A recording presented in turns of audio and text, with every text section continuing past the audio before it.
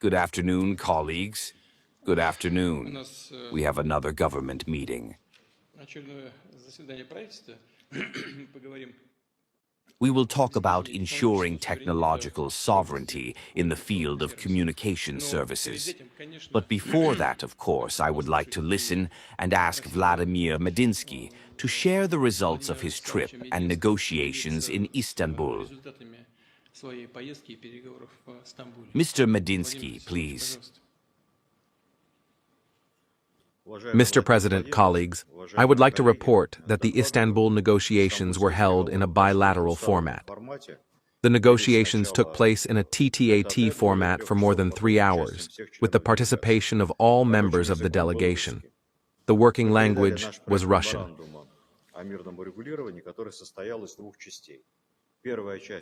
We handed over our memorandum on peaceful regulation, which consisted of 2 parts. The first part is the terms of the long-term peace treaty. The second part is the terms of the ceasefire. The memorandum is based on the basic principles that you formulated in the Foreign Ministry in June last year. The Ukrainian side promised to study it and provide its comments later. In general, during the negotiations, they confirmed their positions, which are summed up in 2 points. The first is to start with a 30 or 60-day unconditional ceasefire. The second point is to use this ceasefire to prepare for the summit of the heads of state. They stated all this in their version of the memorandum, which was presented to us on May 28th. The humanitarian issue was on the verge of the negotiations. We called for a focus on the development of the terms of the peace and not another temporary truce, and we conveyed your position that a meeting at the level of heads of state is possible. However, it is necessary to study it thoroughly, because the heads of state should not study the details of the agreement, but affirm it. That is, to make a final decision on a pre-prepared and agreed project. As for humanitarian issues, we agreed on the following. The first is to carry out a parity exchange of prisoners of war, with at least 1,000 people on each side. First of all, the categories are the wounded, the seriously ill, and the prisoners of war under the age of 25. Now, the final numbers on parity are being voted on. We assume that there will be 1,200 people on each side, and this will again be the largest exchange of prisoners of war. We are ready to start on June 7th, 8th, and 9th. The second is to create a communication line for an operative solution of issues on the urgent transfer of seriously wounded prisoners of war to each other, outside the framework of general exchanges. The third is to transfer more than 6,000 bodies of the dead servicemen of the Ukrainian armed forces to Kyiv unilaterally. The fourth is to transfer them to special cars, wagons, and refrigerators, where they are stored. We are ready to start doing this in the coming days. We understand that our bodies may also be there, probably much, much less. But we have expressed readiness to accept, if there are any.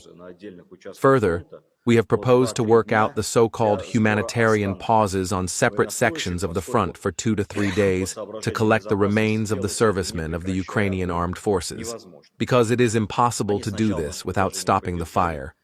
They first supported our proposal and began to work it out.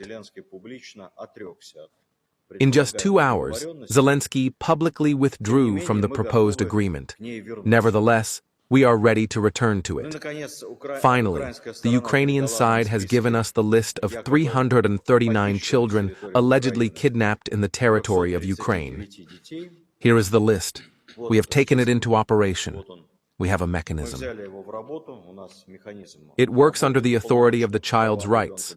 We will deal with each name. But I would like to note that for propaganda purposes, they spoke earlier about tens and hundreds of thousands of allegedly kidnapped children. In fact, there are 339. We need to figure out how many of them are still there.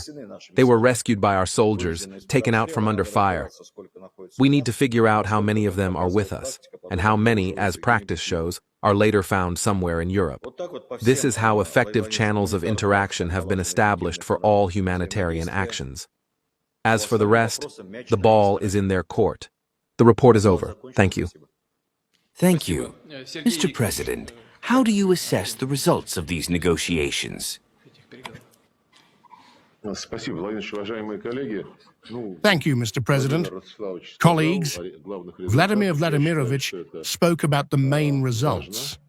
I believe that the process of direct negotiations is important and useful, as you mentioned in one of the last phone conversations with Donald Trump.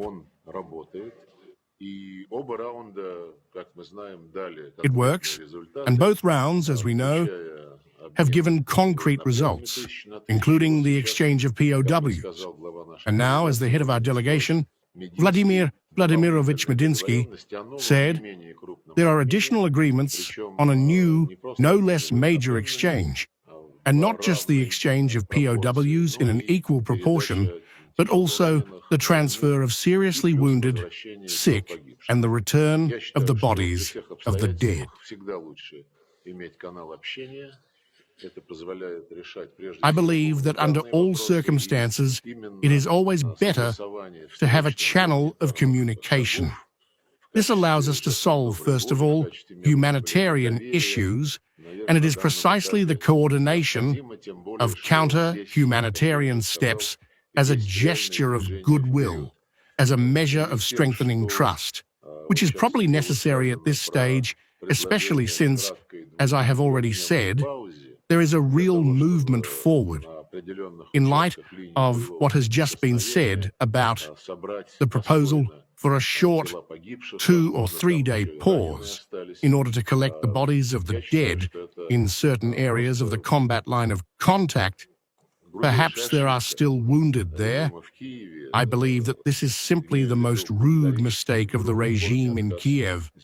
I mean the categorical and rude refusal of Zelensky to this proposal, as well as the fact that our initiative on the same humanitarian pauses was ignored in the case of Easter and in the case of the 80th anniversary of the Great Victory. Despite all this, Mr. President, and despite the new major criminal provocations in the last few days, I would consider it important not to succumb to these provocative actions, clearly aimed at disrupting negotiations and continuing to receive weapons from European countries. I believe that all means, including negotiations, to achieve the just goals of a special military operation must be used, and the Ministry of Foreign Affairs is actively participating in the delegation of Vladimir Medinsky. I agree with this. In my opinion, as I was reported, there were still some comments from the Ukrainian side about the composition and level of our delegations. Well, the comments were so anonymous. They were dispersed through mass media. No one addressed us with specific questions and specific ideas, but the journalists were interested. We explained what the level of the Assistant President of the Russian Federation means. Mr. President, was there anything? No, Mr. President, I have said everything. Thank you. All right. Thank you very much. Now I would like to ask Mr. Medinsky to report on the results of the exploration of explosions on the railway in the Bryansk and Kursk regions.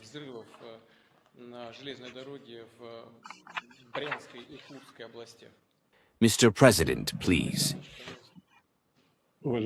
Dear Vladimir Vladimirovich, on June 1st, 2025, 3 criminal cases were initiated and investigated on 3 terrorist attacks in the Bryansk and Kursk regions on railway infrastructure facilities.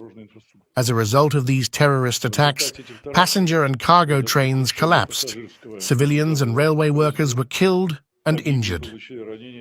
The first terrorist attack took place at 22:33 a.m. on May 31st, 2025, on the 43rd kilometer of the Pelshino-Viginichi crossing of the Bryansk region of the Moscow Railway. 3 explosive devices were detonated, which destroyed the supports installed over the railway tracks. The locomotive of the passenger train with the message Klimov-Moscow collided with the fallen fragments of the spans, which contained 388 passengers. The locomotive and the first 2 carriages collided with the rail. As a result of the terrorist attack, 122 people were injured. 7 of them were killed, including the driver and 6 passengers. The bodies of 66 people, including 4 miners, were damaged. The locations of the 3 explosive devices were established and their elements were confiscated. Experts have established that the explosive devices were equipped with foreign-made plastic explosives. Their capacity was about 15 kilograms of tritium equivalent. And what is very important, it was established that during the explosion, the control unit of the Ukrainian LOR production was used. The second terrorist attack took place on the night of June 1st, 1925. The railway bridge at the intersection of the 43-kilometer highway Tosno-Klinovka of the Kursk region was blown up. The destruction of the railway tracks led to the collapse of the empty freight wagons transported on the route Bryansk-Ostapov-Mikhailovsky-Rudnik. The locomotive caught fire. The train driver and 2 of his assistants received bodily injuries of various degrees of severity. The location of the incident has been established that on the railway track and under the support of the railway bridge, there was a simultaneous explosion of 5 homemade explosive devices. According to experts, the devices were equipped with foreign-made plastic explosives. Participating in the examination of the explosives, it was established that the method of activating the explosive device was the control units of the Ukrainian LOR production installed on the railway tracks. The third terrorist attack took place on the morning of June 1st, 1925, in the Bryansk region. The explosion of 5 explosive devices installed under the railway track at the 6-kilometer intersection of Unik-Jeka at the time of the examination of the locomotive of the OAO RZD diagnostic complex took place. The explosion of the explosive devices took place directly under the locomotive. The railway track and the locomotive were damaged. Participating experts at the scene of the crime, 2 unbroken explosive devices were also found. The mass of the extracted foreign-made plastic explosive is no less than 2 kilograms. According to preliminary estimates, the total amount of damage caused by the terrorist attack is more than 1 billion rubles. The investigation of the terrorist attack is being conducted in close cooperation with the FSB and the Ministry of Internal Affairs of Russia. I would like to report that the law enforcement agencies of the FSB, the National Guard, the Ministry of Internal Affairs and the Ministry of Defense of Russia conducted joint operational activities on the territory of the Bryansk region from May 20th to 25, 2025 to detect and neutralize the Ukrainian LOR.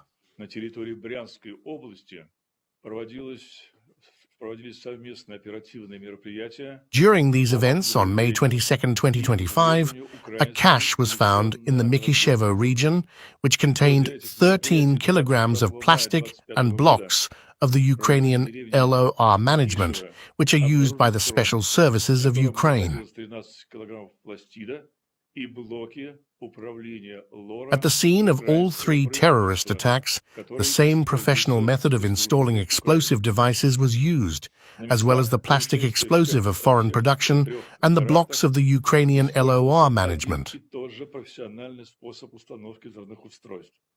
The same blocks were also found in the cache. Thus, the investigation collected with the help of experts and evidence directly indicates that all three terrorist attacks were, without a doubt, organized by the special services of Ukraine.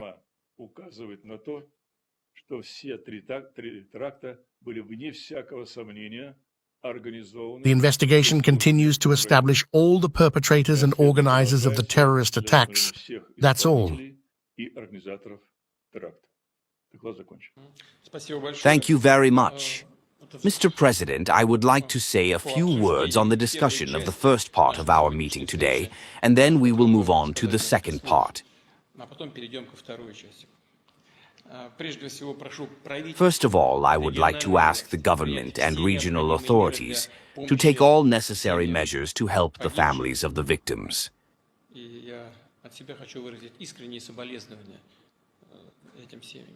I would like to express my sincere condolences to these families. It is necessary to provide assistance to the victims. I would like to thank the employees of the Ministry of Emergency Situations, RGD workers, and other services for everything you have done, dear friends, to provide assistance to the people who have been affected by this terrible incident. The recent undermining of the railways in the Bryansk and Kursk regions is certainly a terrorist act, and decisions to commit such crimes, of course, were made in Ukraine at the political level. In this regard, I would like to note that, of course, civilians are suffering everywhere and always during armed conflicts. But what happened in Bryansk, the Bryansk region, is a targeted attack on civilians. And according to all international norms, such actions are called terrorism. All crimes committed against civilians, including women and children, on the eve of the next round of peace talks in Istanbul, were certainly aimed at disrupting the negotiation process. The blow was deliberately inflicted on the civilian population, and this only confirms our concern that even without it, the illegitimate regime in Kyiv, which once seized power, is gradually turning into a terrorist organization, and its sponsors are becoming accomplices of terrorists. Recall that just recently, the Ukrainian authorities and their allies dreamed of a strategic defeat of Russia on the battlefield. Today, against the backdrop of huge losses, retreating along the entire line of combat contact, trying to intimidate Russia, the Kiev top has switched to organizing terrorist acts. At the same time, they are asking to suspend hostilities for 30 or 60 days. They are asking for meetings at a higher level. But how can such meetings be held in these conditions? What is there to talk about? Who is negotiating with those who are betting on terrorism, terrorists? And what is there to encourage them to do, providing a break in hostilities, which will be used to pump up the regime with Western weapons, to continue the violent mobilization and preparation of other terrorist acts similar to those carried out in the Bryansk and Kursk regions. As for the questions raised by Sergei Viktorovich, we spoke to him separately on this matter. As for the level of our negotiators, the humanitarian pause, in accordance with the generally recognized international practice,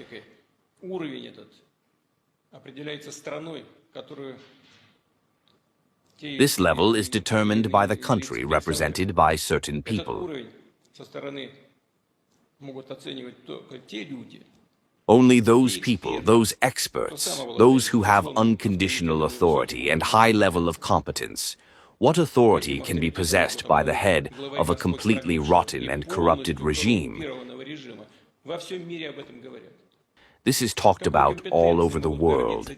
What competence can those be proud of, whose will the armed forces of Ukraine, for example, in the Kursk region, suffered absolutely meaningless, huge losses, and today suffer one defeat after another on the battlefield?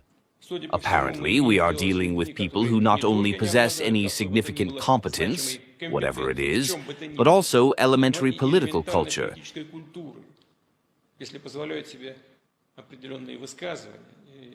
If they allow themselves certain statements and even direct insults to those with whom they are trying to agree on something.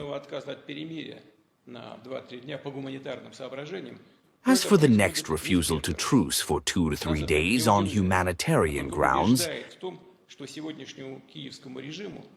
this does not happen for the first time. This does not surprise us, but only convinces that the current Kiev regime does not need peace at all. Peace for it, most likely, means the loss of power, and power for this regime, apparently, is more important than peace and the lives of people whom they apparently do not consider their own. We will discuss all the nuances of this matter with some of our colleagues,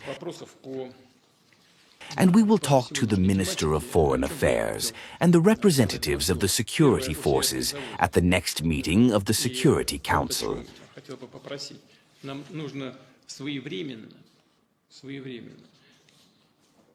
Now, a few questions on today's topic. I would like to say 2 words about this. The first one is about the North Factory, and this is what I would like to ask. We need to make a decision in due time on the financing of this North Factory. I will not go into details now, but we do this every year, and I would like to ask you to pay special attention to this. We will return to this in the near future. Now I will just limit myself to the topic I have just mentioned. And the second question. I asked Novikov Alexander Valentinovich to report on how the second Caucasian Investment Forum went, given that I have a protocol event scheduled there. I would just like to point out that contracts for 206 billion rubles were signed. And this is almost twice as much as in 2024. I will ask Alexander Valentinovich to report on this in more detail later.